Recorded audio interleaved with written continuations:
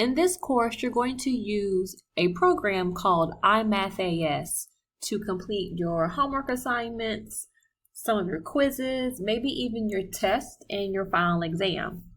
There's a few things that you want to pay attention to and be aware of when using IMathAS. It's a pretty easy program to use, but I want to just show you a few tricks and tips when you are typing your answers and using the program.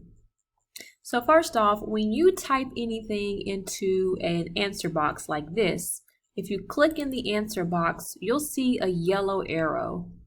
If you click on that yellow arrow, it's going to pull up basically a math editor box. So you can use this box to enter fractions, exponents, square roots, so many mathematical symbols.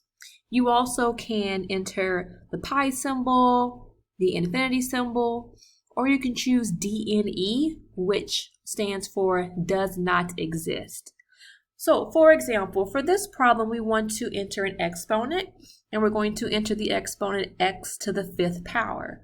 So if I open this math editor, here's the exponent button here. So if I type the base, which is x, and then click on this button, now it's set up for me to type in my exponent. Once I finish, I'm going to click save. And then something else to keep in mind is that this preview button, if you click on it, it will show you what you've actually typed.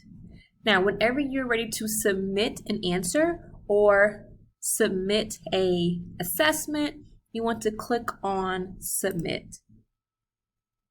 So let's say you're doing a problem and you don't know the answer, you're stumped, and you want to find out the answer and then try a similar problem. You can click on jump to answer, and it will tell you the answer to that problem. Now, you can't answer that problem because it's giving you the answer, but you can still try another similar question to earn credit. So if you click on try another similar question, it will bring up a brand new question ready for you to reattempt. When you're using IMathAS, when you want to enter a rational expression or a fraction or any expression that has a numerator and a denominator, you want to be sure and use parentheses to designate what part of your answer is the numerator and which part is the denominator. So for example, for this question, we're going to enter the expression 9x plus 1 over 9. So 9x plus 1 is the numerator and 9 is the denominator. So here in the text box, we can do this a few ways.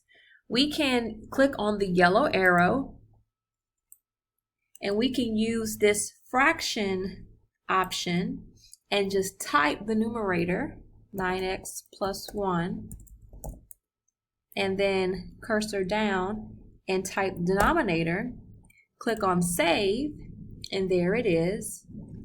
Or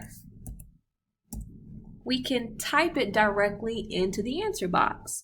So since 9x plus 1 is the numerator, we need to put that in parentheses. 9x plus 1, close parentheses. Notice how it's showing us on the side what we're actually typing and how it's going to be interpreted.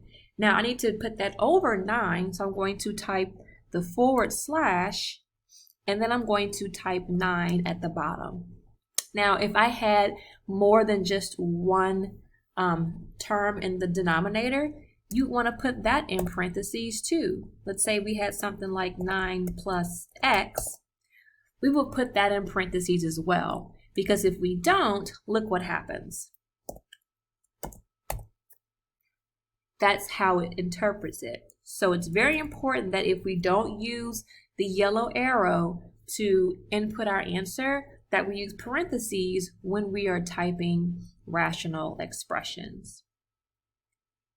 Sometimes in your homework, you'll have videos posted at the top of the page to help you just in case you need a refresher on the concepts. Now the video will show when you're on the first question in the homework. But if we go to the next question, the videos are gone. So how can I view the introduction or the instructions that have those videos if I'm working on questions further along in the assignment? All you have to do is click on Show Intro/Instructions and it will bring that back up on the screen. So whenever you have instructions or resources or videos at the top of your homework assignment and you don't see them anymore when you click on other questions, all you have to do, like I said, is click Show Intro Instructions and then that video will pop back up. But you want to be sure and pay attention to any extra instructions that a question may give you. Like this one, find all real solutions of the equation x squared equals 64. So that actually has two solutions, positive and negative 8. But we want to enter the answers here, making sure the first answer we enter is less than the second one. So you want to make sure and enter the smaller of the two solutions first. If we don't do that, let's say I put 8 first and negative 8 second and click on submit, it's going to tell me that my answer is wrong. Now you may get frustrated when you're doing this, but remember you want to put the smaller answer first. So if I change that and say negative 8 and then positive 8 and submit, and now I have the correct answer. If you have any questions at all, don't hesitate to reach out to your professor. They are here to help you.